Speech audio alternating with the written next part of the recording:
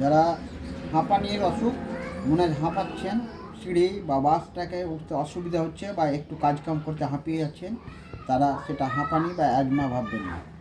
এটা হাঁপানি বা অ্যাজমাও হতে পারে বা রক্ত শর্টের জন্য এইসব প্রবলেমগুলো দেখা যায়।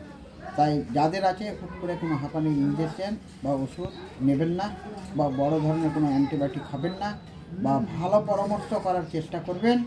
আর এগুলো বিশেষভাবে রক্ত শর্টের জন্য হয় বা শরীর দুর্বলের জন্য হয় বা খাওন দাওয়ান যদি গোলমাল হয় তাদের জন্য হাঁপুড়তে থাকে বা হাঁপাতে থাকে বা হাঁপানির মতন সিমটম দেখা যায়, বা নতুন কোনো অ্যালার্জি অ্যাটাক হলে এইগুলো লক্ষণ দেখা যায়।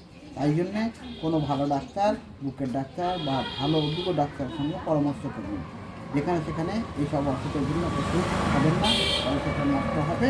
তাই বলে রাখলাম, ভিডিওটা শেয়ার করাবেন, অন্যজনকে জানার সুযোগ আপনারা করে দেবেন এবং এইসব জ্ঞান টুকটাক করে নিজে সংগ্রহ করে রাখবেন। এগুলো জীবনে চলাফেরার পথে অনেক দরকারি।